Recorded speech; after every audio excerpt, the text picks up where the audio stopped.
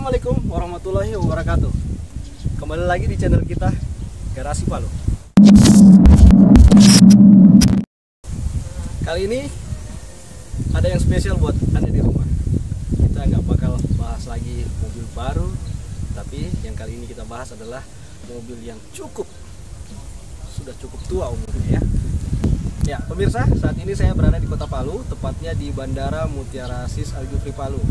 Kita akan membahas satu mobil yang spesial buat Anda, yaitu Toyota Corolla DX tahun 1982. Mobil ini sangat spesial karena walaupun tahunnya sudah sangat cukup tua, tetapi masih cukup banyak juga berkeliaran di jalan raya. Sering kita jumpai justru mobil ini tidak terlihat seperti itu. Semuanya sudah direkondisi oleh owner-ownernya sehingga terlihat menarik.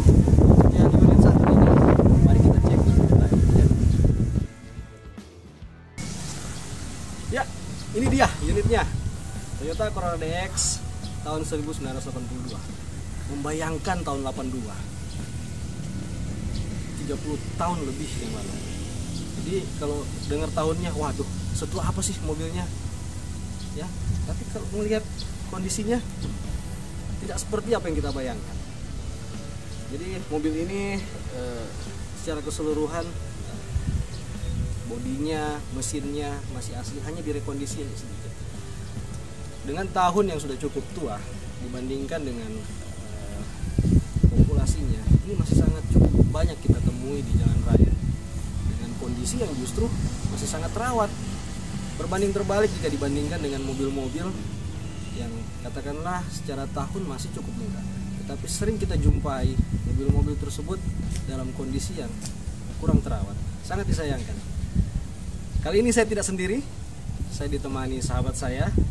Sahabat saya ini memang cukup suka dan cukup lama berkecimpung di mobil-mobil lawas, terutama Corolla. Mari kita ngobrol-ngobrol asik sama beliau, Kakak Samfolos. Oke pemirsa, di samping saya sudah ada Kakak Samfolos. Halo Kakak. Halo, gimana? Apa kabar Kakak Sam? Siap. Ya, jadi saya karena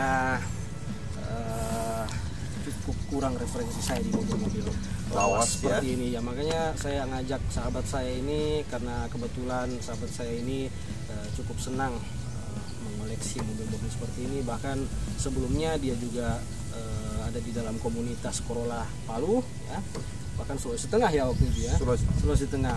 Makanya hari ini saya hadirkan di channel Garasi Palu untuk kita ajak ngobrol-ngobrol bareng membahas mobil ini ya. Kita lanjut aja Kakak. Siap. Saya tertarik untuk membahas sejarah mobil Toyota Corolla ini. Seperti apa sih tahunnya cukup tua gitu. Kalau sekarang kita sudah ada Corolla baru ya, yang dimana Corolla baru itu secara desain itu sangat sporty dengan teknologi yang cukup lengkap, bersaing dengan di kelasnya seperti Honda Civic dan segala macam. Ternyata sejarah panjang ada di kendaraan ini. Nah, ini yang akan kita bahas. Monggo Kakak, seperti apa sejarah dari Corolla DX ini? Oke, Corolla pada dasarnya cukup panjang sejarahnya. Sampai saat ini mobil ini sangat eksis juga di Indonesia. Corolla ini memang di Indonesia kita melihatnya adalah mobil yang klasik ya. Sekarang kalau kita lihat sangat klasik. Tapi jangan lupa sejarah mobil ini sangat panjang dari itu. Ketika kalau kita lihat bahwa mobil ini dari regenerasi ke regenerasinya, dari regenerasi 1 sampai selanjutnya itu sangat perubahannya sangat jauh gitu ya, sangat jauh sekali. Corolla ini sebenarnya kalau kita berbicara spesifikasi DX ini ya, ini adalah generasi keempat. Generasi keempat. Namun di Indonesia ini biasa dilihat sebagai generasi ketiga. Kenapa? Karena memang dari tahun 70-an mobil ini sudah eksis, bahkan dari tahun 1966 itu sudah ada. Tapi memang di Indonesia mobil ini sangat diminati di tahun 70-an. Ya. Dulu sebelum mobil ini ada namanya K20 ya, dengan kapasitas mesin 1100 cc, kemudian ada lagi K30 gitu ya. Setelah itu muncullah pembaharuan yang cukup jauh dari K30 ke K70 ini. Ya, ini disebut sebagai K70. Nah, DX ini pun ada 3 varian ya, 3 kali perombakan model sebenarnya. walaupun secara perombakan model itu tidak begitu signifikan sebenarnya. Jadi di Corolla di tahun 1980 itu sangat kelihatan sekali dari sisi lampu depannya. Yang menentukan itu lampunya ya? Lampu depannya. Padahal kalau kita lihat secara model, bentuk dan lain-lainnya tidak ada yang berubah. Tapi perubahannya kebanyakan di lampu depan. Di tahun 1980 lampunya itu bulat. Awalnya dibuat bulat, itu ada dua. Jadi kalau kita lihat sekarang yang paling favorit orang cari itu adalah Corolla DX dengan model lampu bulat. Sudah itu yang generasi pertama DX ini dikeluarkan. Setelah itu dia muncul dengan model yang jauh berbeda sedikit. Secara lampunya itu tinggal lampu kotak tapi kecil. Lampu kotak tapi ukurannya mengecil. Mengecil. Itu nanti kita lihatkan deskripsinya ya modelnya. Lahir di tahun 81. Ya. Ini adalah Corolla DX model terakhir. Ini adalah dirilis di tahun 82 sampai 83. 82 sampai 83. 82 sampai 83. Cukup singkat juga ya? Cukup singkat. Jadi dia dalam 3 tahun sudah 3 kali merubah model gitu ya. Model, tapi memang perubahan modelnya tidak begitu signifikan. Hanya terlihat dari secara fitur hampir sama.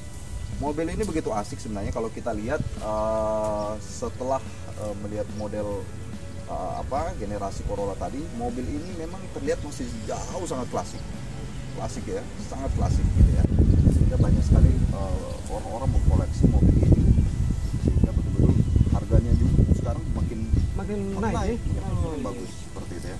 Nah, semoga nanti dengan adanya komunitas-komunitas yang ada, apalagi kita bergabung di komunitas Corolla ini, ya harapannya nanti harganya lebih bagus lagi. Ya. Jadi pemirsa, ternyata seperti itu sejarah Toyota Corolla, cukup panjang. Dan ternyata untuk membedakan Corolla A, Corolla B, Corolla C dan variannya itu cenderung lebih mudah dibedakan ketika kita melihat jenis lampunya. Seperti itu. Ya, jadi saya ingin bertanya lagi nih terkait mobil ini. Tadi ada yang menarik ya. Usianya cukup singkat-singkat. Terus Toyota melakukan yang namanya facelift atau pembaharuan. Mungkin itu juga ditujukan untuk selalu mengupdate, karena mungkin pada saat itu juga dari merek lain ada kompetitor. Bisa diceritakan apa-apa saja menjadi kompetitor? Memang di tahun 80-an itu kompetitor mobil ya, apalagi ini adalah Toyota ya. Kita kenal Toyota itu sangat diminati di Indonesia. Toyota itu sangat familiar dengan Indonesia ya. Sehingga ketika kompetitornya datang seperti ada Lancer gitu ya, sudah masuk, kemudian ada Civic sudah masuk di tahun itu menjadi bagian dari Toyota melihat itu bagian dari persaingan ya. Sehingga model dari mobil-mobil Corolla ini, apalagi DX ini, setiap tahun berubah-berubah gitu ya, melakukan perubahan ya, dengan harapan orang masih sangat tertarik. Memang mobil ini sangat menarik ya. Dulunya mobil ini selain menjadi mobil pribadi, ini juga menjadi taksi dulu, kendaraan umum ya.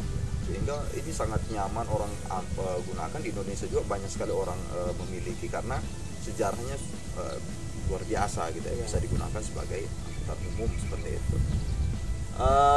Memang yang kita lihat secara kapasitas, kita bicara mesin ya, memang dia berbeda dengan komputer-komputernya. Mesin ini dengan model mesin 4K ya, kemudian dengan 1300 cc ini sebenarnya di Indonesia sudah sangat cukup di tahun itu.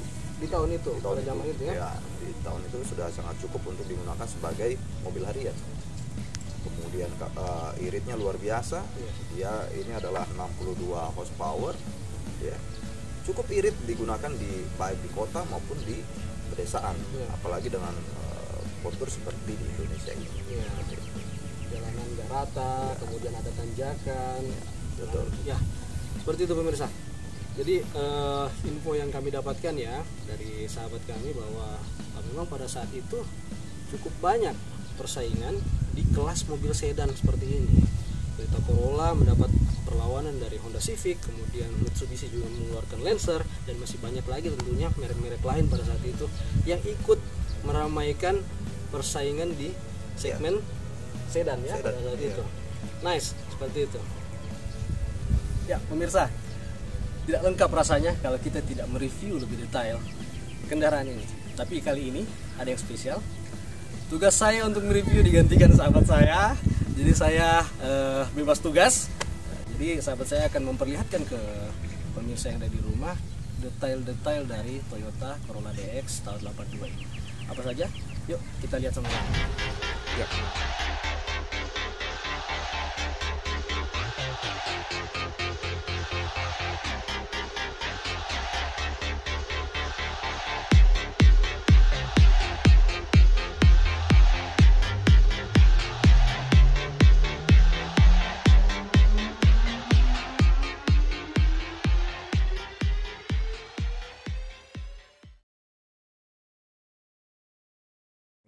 Oke teman-teman, jadi kita coba mereview mobil ini setelah terjadi sedikit modifikasi oleh pemiliknya. Apa saja yang menarik dan apa saja yang kita bisa ulas dari mobil ini, baik secara interior maupun secara eksterior. Oke, mobil ini kalau kita lihat sangat klasik karena bentuknya yang kotak ya. Bentuknya kotak baik dari depan maupun dari belakang, kemudian dari sisi lampunya, kemudian dilengkapi dengan bumper besi seperti ini, dengan lampu sein kotak seperti ini sangat klasik kalau kita lihat ya. Grillnya seperti ini, nah ini sangat klasik sekali. Jadi kalau kita lihat memang secara style ini sangat klasik.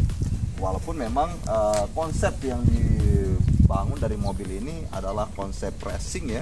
Dengan kalau kita lihat dia sudah menggunakan pelek roti foam, kemudian dengan ukuran ring 15, bannya ini 195/50, ini terlihat seperti melebar gitu ya. Nah peleknya ini kalau bahasa anak-anak sekarang ini, inilah namanya pelek celong gitu ya, sehingga membuat mobil ini terlihat seperti gemuk seperti itu. Ayo kita lihat ke belakang. Ini ada 4 pintu ya. Memang di mobil ini kalau di luaran ya, kalau di luar negeri memang ada model yang paling dicari sekarang itu adalah model wagon ya. Wagon itu sangat dicari, tapi memang di Indonesia sangat kurang dan susah untuk mencari wagon ya. Kita lihat belakangnya ya. Kalau kita lihat di belakangnya, kaca belakangnya juga begitu ya, terlihat kotak, kemudian ada bagasinya. Nah ini lampu belakangnya ini modelnya karena dibuat dalam bentuk klasik hampir sama dengan yang di depan, jadi semuanya dalam bentuk model yang kotak ya. Ini juga kotak ya, kemudian bumpernya juga bumper ini dasarnya adalah chrome, besi chrome ya. Memang ada dua tipe, ketika tahun 82 ke 83 ada model 83 itu ini sudah diganti dengan karet, tapi ini adalah yang 82 memang basicnya adalah basicnya chrome ya. Kemudian knalpotnya kalau kita lihat ini sudah pakai knalpot racing ya, supaya terkesan jauh lebih sporty dan jauh lebih kelihatan racing banget gitu ya. Baik, kita masuk lihat ke interiornya. Oke, kita lihat interiornya. Ini sangat lumayan ya kalau kita lihat. Memang mobil ini terlihat sempit ya, sempit. Karena ini sudah memang kapasitas dulu di tahun 80-an ya sudah seperti ini ya, model mobil itu sedan ya pasti sempit. Kalau kita lihat dari sisi dashboardnya ya, dashboardnya ini kalau kita tahu bahwa mobil ini sudah di 30 tahunan ya, tapi dashboardnya ini luar biasa, ini masih bertahan dan retasnya cuma sedikit ini ya. Dengan model dashboard seperti ini sangat enak kalau kita ngelihat sampai keluar ya, ini masih aman lah untuk digunakan. Setir ini sudah ganti menjadi setir racing ya. Di sini tidak ada tombol-tombol yang begitu banyak ya, cuma ada AC ya, komponen AC-nya ya. Ini ada di sini. Sebenarnya mobil ini dilengkapi dengan yang namanya audio, cuma audionya ini sudah tidak ada. Kemudian untuk ini charger. Sekarang masih bisa di charger, dulu mungkin fungsinya hanya sebagai pemetik api untuk rokok dan lain-lain. Ya sesimpel ini ya, model mobil ini sesimpel ini ya. Kalau kita lihat dari sisi bagasinya juga kapasitasnya seperti ini sangat kecil. Di bawah juga dilengkapi dengan bagasi untuk penyimpan barang-barang kecil seperti itu ya. Ya kebutuhan sesuai tahun 80-an ya. Ini setir sudah model racing ya, Sparco racing, dan sudah seperti ini. Ini kapasitas mobil ini sebenarnya kalau di dalam ini bisa sampai 5 orang ya, di depan 2, di belakang 3. Kalau kita lihat model joknya, handrestnya ini lumayan bagus juga ya, kita bisa nyantai sejenak. Kemudian dia dilengkapi dengan ini seatbelt ya, tapi mungkin karena sudah usia jadi sudah tidak berfungsi. Dan ini juga ada kaca ya, ini juga sudah dimodif model baru. Pada dasarnya sebenarnya mobil ini kalau kita lihat di interiornya ini sudah dimodifikasi ya, sudah banyak dirubah karena ya maklum lah ya, sudah 30 tahunan lebih, maka memang perlu restorasi yang cukup bagus. Mobil ini pun sudah 3 kali sampai 4 kali restorasi kalau kita lihat dari sisi bodi dan cat mobilnya. Mungkin itu ya kalau untuk di interior. Kemudian ini jangan salah ya, ini mobilnya memang secara transmisi hanya 4 transmisi ya, tidak seperti mobil-mobil sekarang. Ini hanya 4 transmisi ya, seperti inilah ya, dan manual ya, karena di tahun 80 mungkin matic agak susah untuk didapatkan. Oke.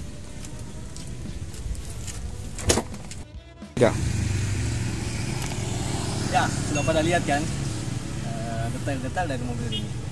Yang ingin saya bahas selanjutnya, mungkin pemirsa juga pengen tahu, ketika ingin membeli ini mungkin tersirat di pemirsa bahwa saya khawatir nih dengan memelihara mobil tua ini, apakah susah dirawat, bagaimana spare partnya, apakah masih tersedia di toko online maupun toko-toko yang tersedia di kota seperti itu. Itu seperti apa itu Kak Dasam? Oke, sebenarnya memelihara mobil ini sangat simpel ya, sangat simpel. Satu adalah karena dia basicnya adalah Toyota. Dua, sebenarnya dasar dari mesin mobil ini adalah sama seperti mesin Kijang. Mesin Kijang? Mesin Kijang. Oh ya, iya. Dia, dari serinya aja kita bisa lihat ya, K30, K70 itu sama seperti seri Kijang kalau kita bicara yang open cab. Pick up. Ya. Iya. Kalau pick up itu kan ada K3, K4 dan lain-lainnya. Nah, mobil ini mesinnya adalah mobil dengan seri K4. Ya, jadi kalau kita memiliki mobil Kijang khususnya K4 atau Kijang di atasnya yang super, ini masih bisa saling berkaitan di situ.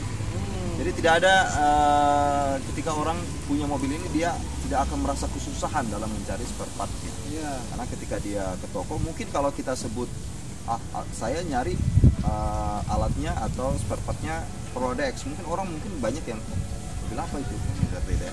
Tapi kalau dia sudah sampaikan bahwa cari mobil Kijang, ya Kijang keempat, terkait apa yang dia cari itu pasti ada, pasti tersedia.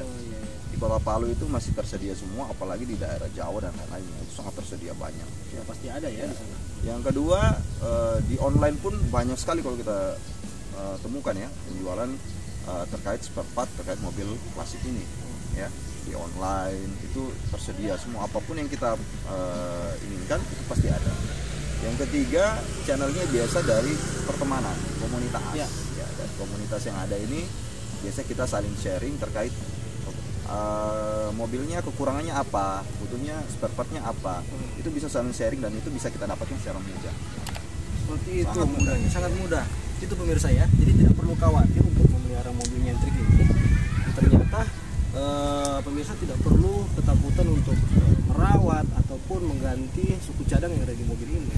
Yang sudah disampaikan sama Kakak Syamfolos tadi bahwa ada 3 option ketika kita membutuhkan spare part mobil ini. Yang pertama kita bisa cari online, yang kedua kita bisa cari di toko-toko yang tersedia di kota dengan trik menyebutkan bukan Toyota DXT tapi dengan menyebutkan spare part Kijang, seri Kijang, karena ternyata antara Kijang dan Toyota Corolla ini spare partnya bisa saling pakai gitu ya. Nah, kemudian yang terakhir tentunya dari pertemanan, kita tergabung dalam satu komunitas, kita bisa saling sharing terkait seperti itu ya. Nah pemirsa, mobil ini cukup layak untuk Anda miliki semua pemirsa yang hobi ya, mungkin sudah punya mobil pertama, ini bisa jadi pilihan. Dan ini sebenarnya bisa menjadi rekomendasi kepada keluarga baru yang bingung nih, uang belum cukup dan lain-lain. Ini dengan budgeting dari 20 sampai 30 juta mereka sudah mendapatkan mobil yang nyaman seperti ini. Iya, Corolla ini dan dia tidak terlalu pusing dengan masalah spare part. Jadi ini bisa menjadi rekomendasi teman-teman yang mungkin pemula ya, pada dasarnya pemula, keluarga yang baru mau cari mobil dan lain-lainnya, untuk yang penting ada mobil dulu dengan kapasitas uang yang terbatas. Ya inilah mungkin solusinya, bisa jadi satu referensi. Oke pemirsa, kita sudah selesai membahas detailnya, kemudian suku cadangnya. Saya tertarik untuk bagaimana sih rasa berkendaranya. Nanti biar kakak Sam aja yang nyetir, kita bisa merasakan sensasi berkendara sebagai penumpang aja ya. Nah sekarang bagaimana kalau kita langsung test drive aja untuk merasakan senyaman apa mobil ini untuk Anda miliki. Ayo.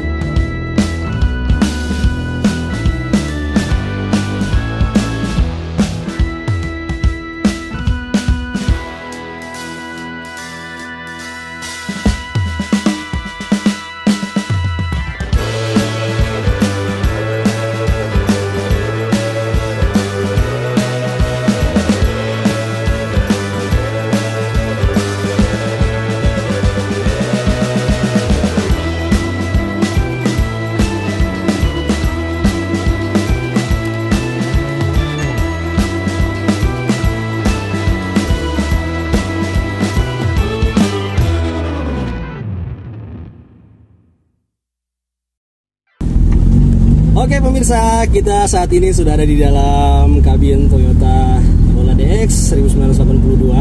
Dan ternyata setelah saya naik mobil ini, apa yang saya bayangkan tadinya mobil yang sudah berusia lebih dari 30 tahun, mungkin sedikit kaku atau bagaimana, ternyata setelah saya naik, semua yang saya rasakan dapat membantah semua argumen yang ada di kepala saya gitu. Mobil ini cukup nyaman gitu. Posisi duduk khas sedan ya, dimana kaki kita selonjor ke depan, kemudian duduk kita nyantai seperti itu. Jadi membuat posisi duduk kita nyaman dan sangat layak untuk melakukan perjalanan yang cukup jauh gitu.